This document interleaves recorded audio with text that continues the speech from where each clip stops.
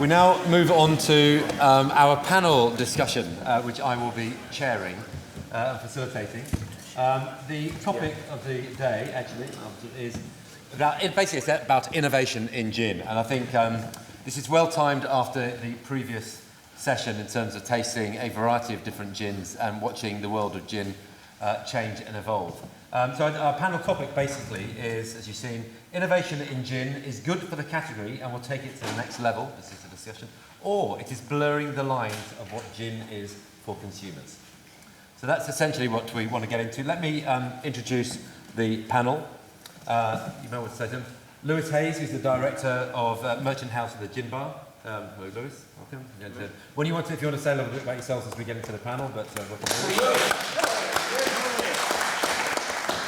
Ulrich Dyer, who you may remember from last year, and some of you will have met before, from Woodlab Distillery in Northern Ireland.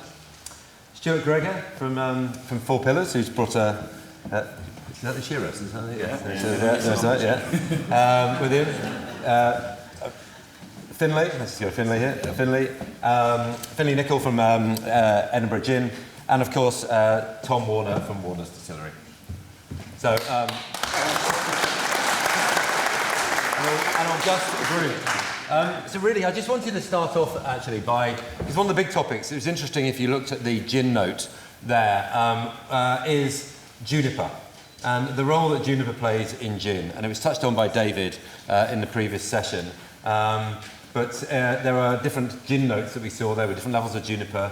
Let's just talk a little bit as a panel, maybe just kick it off and talk a little bit about the role that juniper still plays and the importance of it. Looking at you, Tom, as a sort of start point.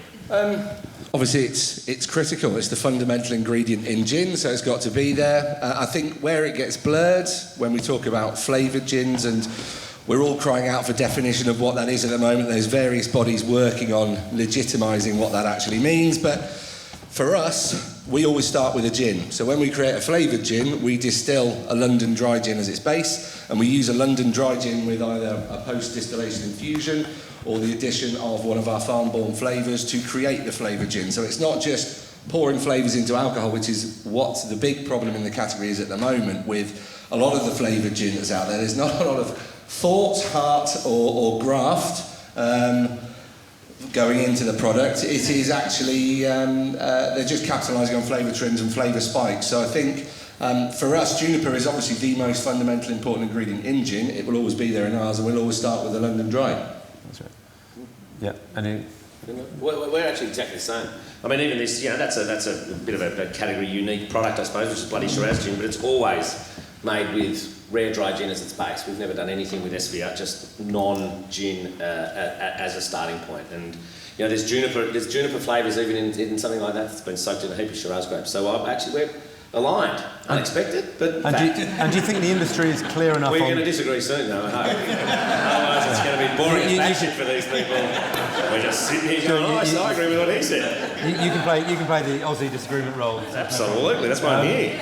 Do you think the industry, though, is clear enough? And there's different definitions as well around the world on juniper. Or do you think it's something that we need to get clearer on? I think in the hierarchy of things that need to be regulated in the world, the definition of gin is extremely low.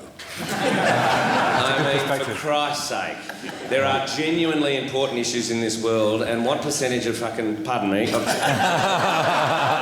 juniper we put in a rare dry gin in Australia is not one of the important issues facing the world as we enter 2020. There you go. Is that the first time someone swore at the Royal Academy? Probably not. Probably not. They're just with a slightly different accent, maybe, but no. I think from my perspective, I've got 3 products. They all start from a dry gin base. One is a classic dry gin. Another one is our Bramley apple gin, which is essentially it's cut down with apple juice rather than water to make the product. So it is a gin. And then the third one is actually a fruit cup, not even called a gin, but it starts from a dry gin and it's cut down to 25%, and then we infuse it with raspberries and strawberries. The interesting thing for me from attending festivals and fairs and having people come up and say, I don't like gin. And I could say, well, here we've got a fruit cup here. Try that. Oh yes, no, I quite like that. Let's try your apple, or let's try your dry gin, and it gets them into gin in the overall context.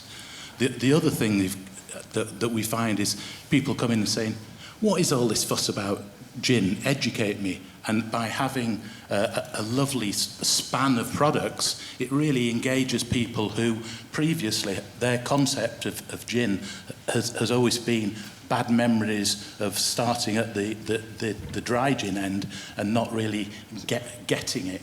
Do you think it's bringing more people into drinking gin? Absolutely, definitely. Yeah. And Lewis, how do you see it in your world in terms of, as more gins come out there, are you seeing that bringing more people into the category, more people interested, more people drinking different mixes at the bars, etc.? Yeah, I think it's one hell of a mess. I'm going to be very British and sort of disagree with you for a second, you Australian loudmouth.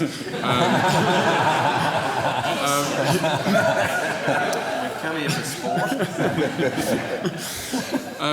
We're playing cricket soon, aren't we? Yeah.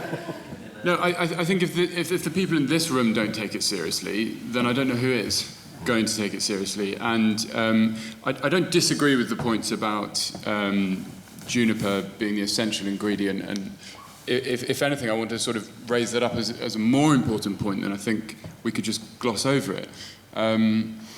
I was part of a panel tasting some gins on Tuesday. We tasted 300. I only personally got through 100, which is very hard work, actually.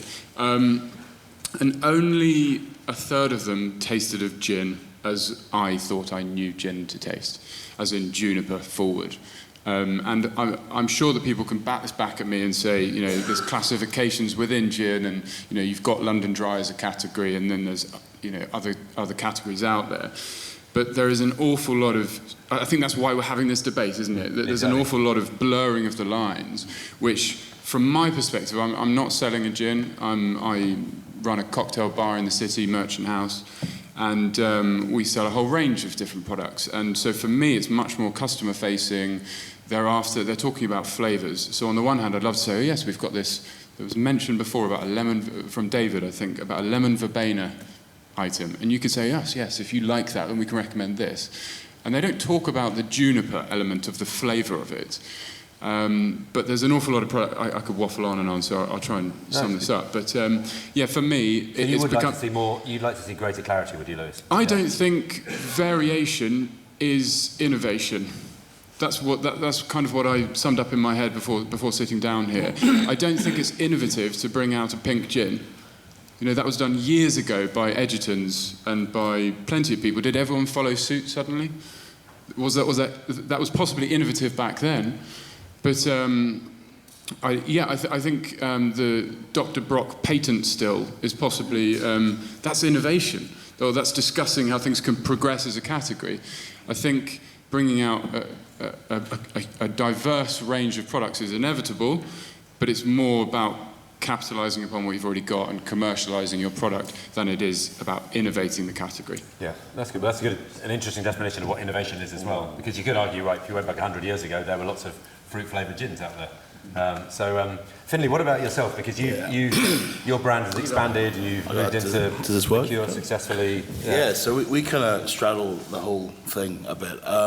We have a very, very strong range of London Dry gins at our core, but also nearly a decade ago now we started working with fruit gin liqueurs and experimenting with flavour and added sugar. And yeah, that's been very successful for our business from that point of view. We're also just making a foray into fruit flavours at full strength.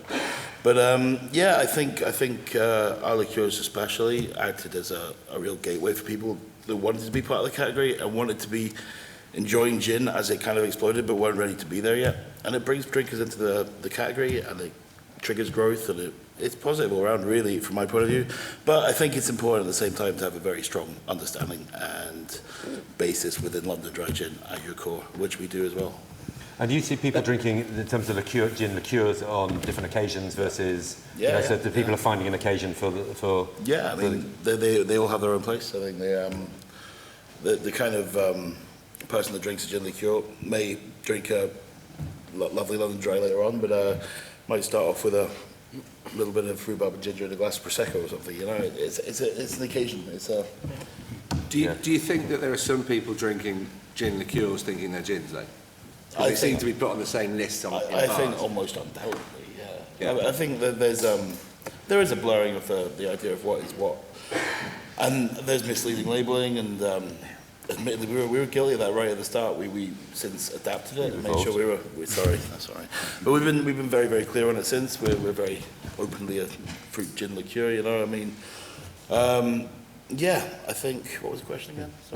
Yeah, people don't know what they're drinking, yes. We're confused, But you've changed, as you say, you've changed the of packaging, course, you're very clear on it. So, but I think where we get a bit trickier is when you get these mad candy floss, bubblegum, glitter, unicorn fart gins. You know, they are scary. Let them be. Here's the thing. One, Stop. consumers are not stupid, so stop patronising, right? But consumers can make their own mind up if they want to have bubblegum gin or they want to drink London Dry gin from you guys.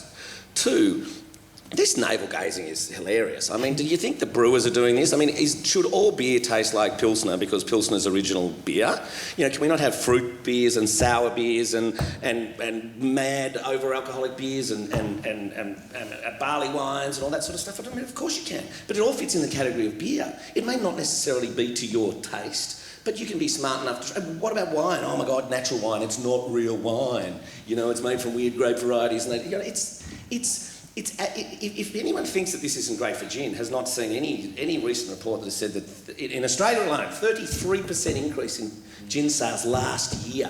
But people are coming... Now, they're not all drinking Four Pillars. They're drinking Gordon's and they're drinking Beefeater, and some of them are drinking gin liqueurs. They're bright enough, right, to have their own decision-making set. Some of them like sweet gins and some of them like dry gins. But for God's sake, if it means that we're pulling them out of vodka and bringing them into our category and we can make great drinks, the basis of 1 million different cocktails, then more power to us. You know, the world is already over-regulated and over-legislated. If we start telling people how they can make their gins, it would be, honestly, the death knell to the success and the current growth of the industry at the moment. Yeah, Tom, yeah. I don't think it's about stopping people making certain products. It's about labelling them correctly. And currently, the laws are pretty low base to work off, though, isn't it? I think if you go, well, it's legal. The fact of the matter is, we've got a lot of product out there now that is outside of the current definitions of gin, so it does sit outside of it. Pink is not a flavour, and it all depends on your perspective for the category as well. It depends what your mindset is in the room and whether you're playing the finite game. I mean, you're on a journey with Lion down in Australia, when were you going to bring that up? and it's whether or you're on an infinite passage, so you're thinking more about the longevity of everything that's going on. So I think it's a mindset within the category and how we want to be thinking about gin in 20 or 30 years from now. There is consumer law in every single market in the world that says if you are false, misleading or deceptive in your conduct or labelling, then you can be charged. Enact it. No question. And that is the problem. If you're lying to a consumer, mate, throw them away, disbar you, throw away your licence. You know, but if you're just having fun... I agree. I think there's a lot of non-compliant stuff out there. It's not being policed. It's probably one of the problems. Okay. Well, then that's the laws are there, but it's the controlling of. Yeah. What do you call the coppers in this country? Police. The old blighty. What are they called? In Cockney, in East London. We'll get the old blighty onto them, mate. And what about if you look in other categories, there's a blurring of the lines. You know, we've got light whiskies coming out, so ABV's being played with. You know, that's happening, isn't it? There is a blurring of the lines, you could argue, at the moment. Is it a blurring, or is it we've got product that's mislabeled? We've got non-alcoholic gins already out in the world. That's correct. You know, that needs to be stamped on very, very hard and very, very quickly, because it's not a gin. It is a non-alcoholic, unless we're going to deliver legislation that says it is a gin and it's okay, which I can't see happening. Yeah. So otherwise, it's misleading. Yeah, but with a non-alcoholic beer, then, not beer. Wow, my head's now twisted. Yeah. I think gin has to be a minimum of 37.5% alcohol. Yeah. That is law. Yeah. No, unless you put distilled spirit drink on the back, and then it can be down to 15. But You know, that is legal. Yeah. Which is a good, yeah, which is the right answer. But I think for consumer-wise, it's quite interesting because consumers don't understand necessarily how it's all made, do they? Yeah. Unlike many people in this room. Ulrich. Yeah. I think from my perspective, you know, there is a bandwagon of people coming into the gin category, which are flavoured vodkas at the moment, but that's just the market trend. If it ever does drift into some other area, you know, next they'll be calling it fruit rum or something, which, you know, it isn't even made from molasses or sugar, but they want to ride on that category. But does it really matter if it's getting people into our industry and buying gin and actually making their own choice about, you know, and giving them more options to buy other than beer, wine, and everything else, you know? So I think from a cocktail perspective. I mean, Lewis, you find it in your bar that you're finding that people are. I mean, I heard what you said earlier about being specific about juniper forward gins. But are you seeing just more demand for, I mean, as cocktail culture grows and stuff, more demand for different flavours, experimentation?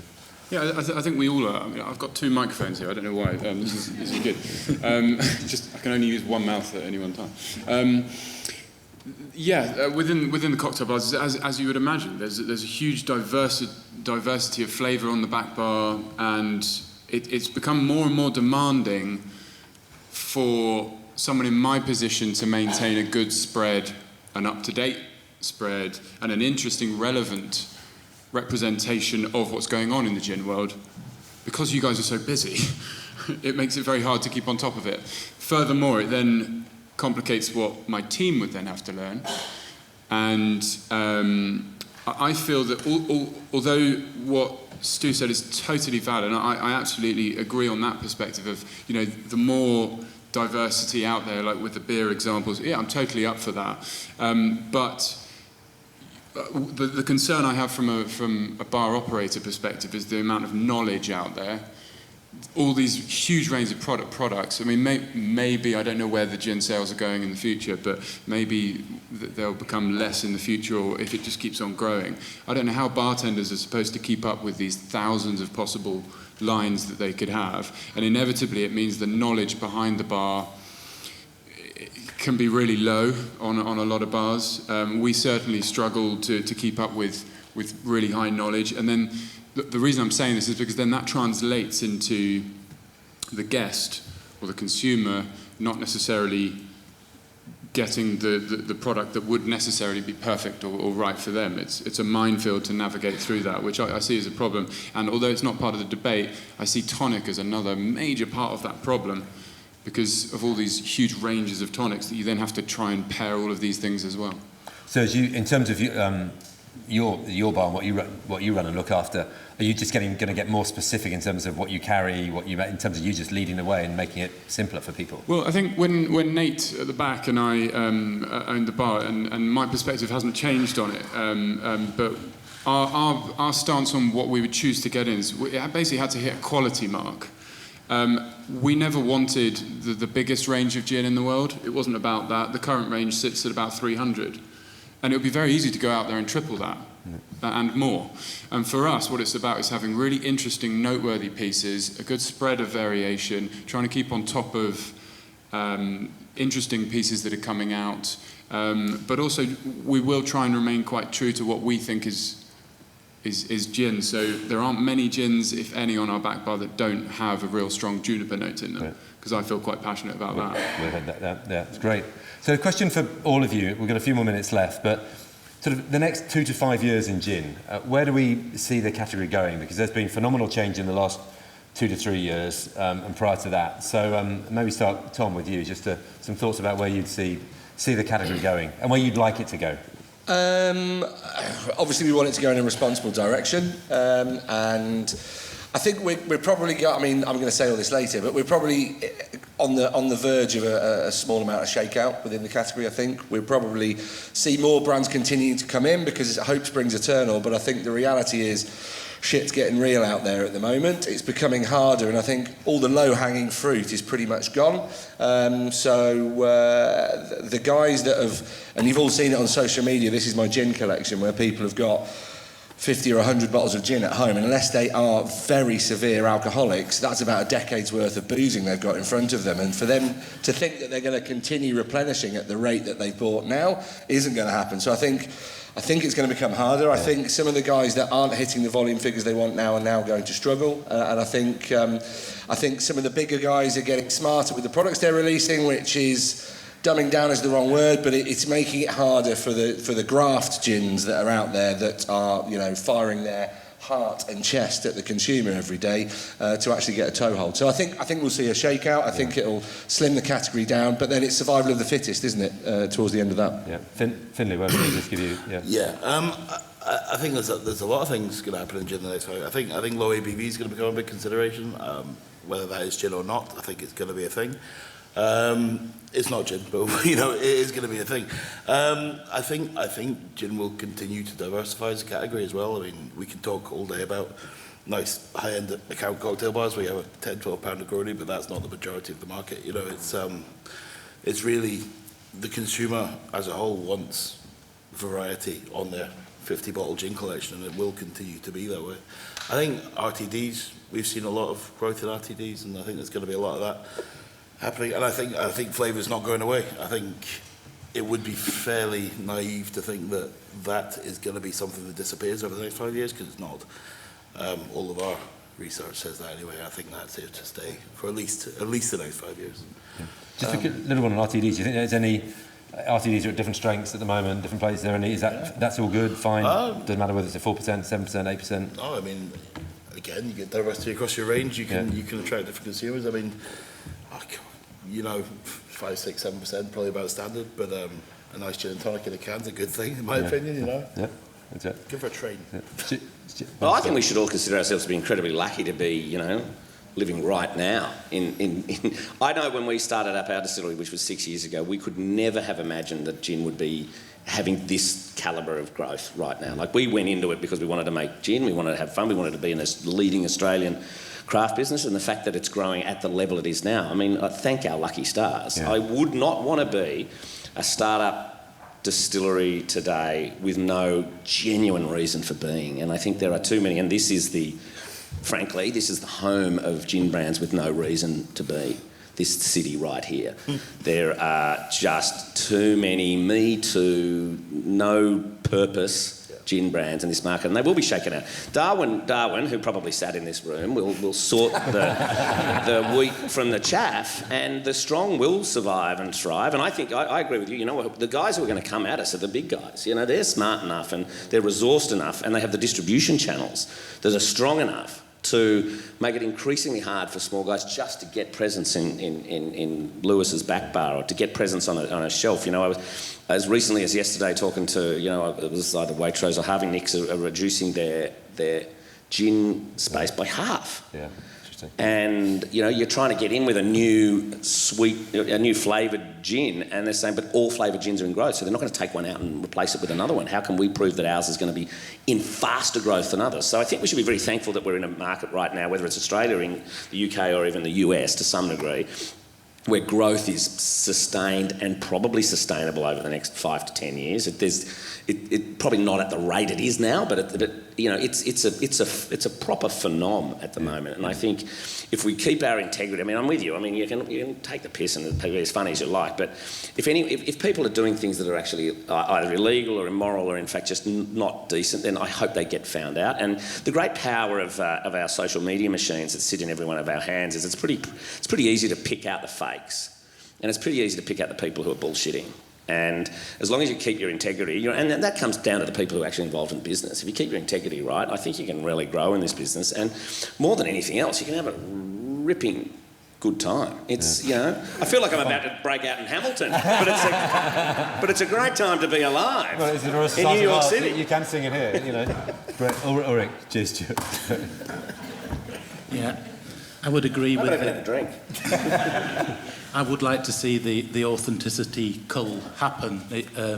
Really, for me as a startup gin maker with I feel good reasons to have my gins there, but I'm not, at the moment, I'm not making a presence with so many other, as we say, Icarus gins and bandwagon gins out there. So I would like to see an authenticity thinning down, as we say.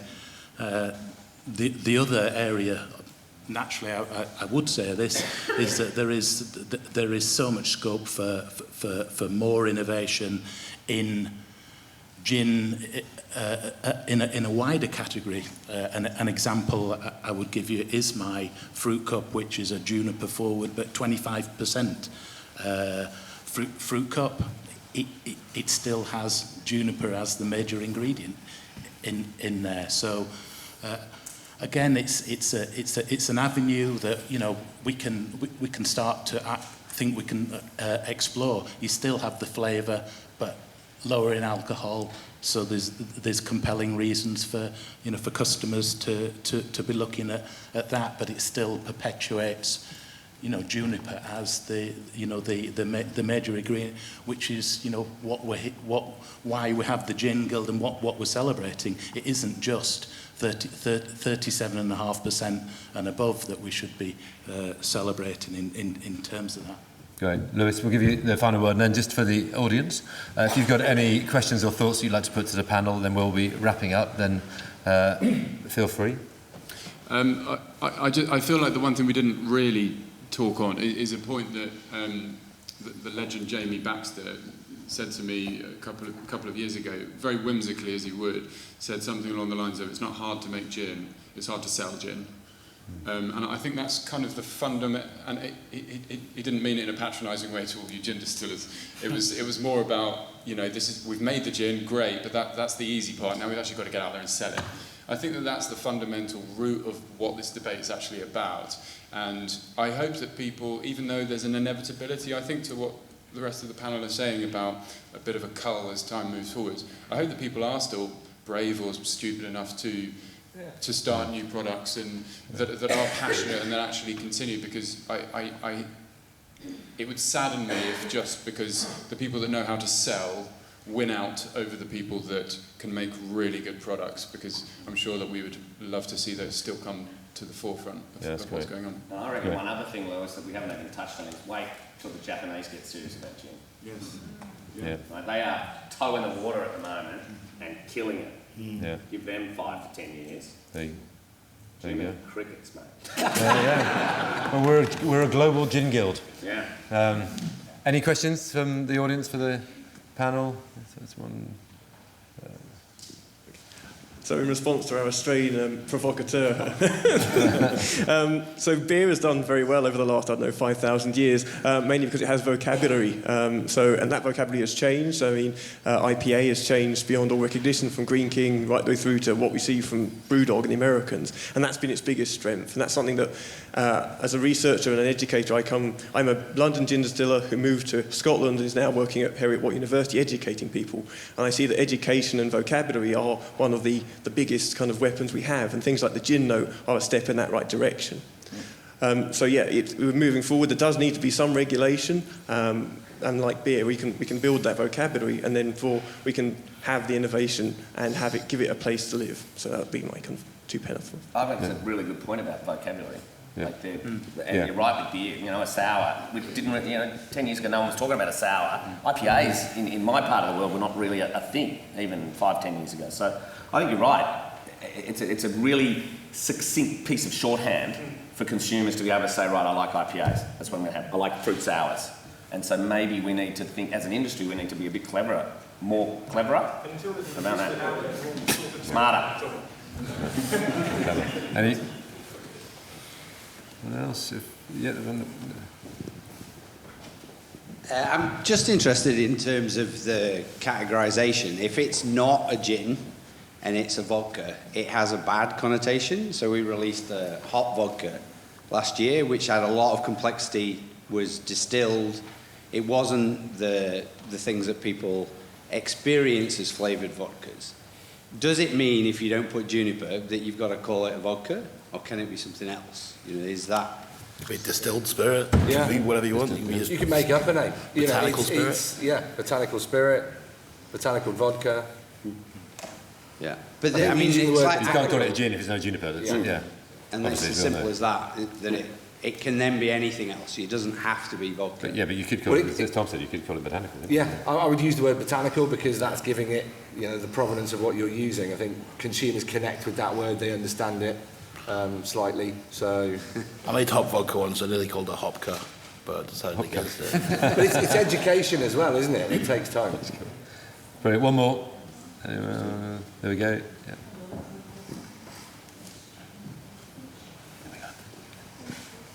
It's interesting there that you just said, well, it can't be a gin if it doesn't have juniper. But then one of the other ways of defining it is if it's lower than 37.5%. So again, we're kind of speaking about your summer fruit cup or the liqueurs, and I think that is where categorization is so important, and labelling. You know, have a summer fruit cup that has juniper in it, wonderful. Have the liqueur. But I think it's the consumer still thinks that's gin, and we've been at shows a lot of the time or in doing in-store sampling where they've looked at the price point of a liqueur and went, oh, well, that's cheaper, I'll get that. And it's about explaining, well, actually, it's cheaper because it's not the same product. So The one thing I'll say about communication like that is that takes you talk about, well, the beer guys have been doing it for 500 years. It takes a long time. We're at the very earliest phase of this gin boom. It's 5 years old, right? So, and there's all of a sudden there's these thousands of products. So it's going to take a long time for us to get acknowledge a Common vocab. language, Yeah. That's great. Great. I'll have to call it there. Thanks, guys. I think this is a very healthy and very good debate. Some great points of view. So, Lewis, Ulrich, Stuart, Tom, Finlay, thank you very much. Thank you all. And I think you realise there's a hot debate going on around gin, categorisation, naming, and where we go forward. But I think the future is still bright. So, thank you guys.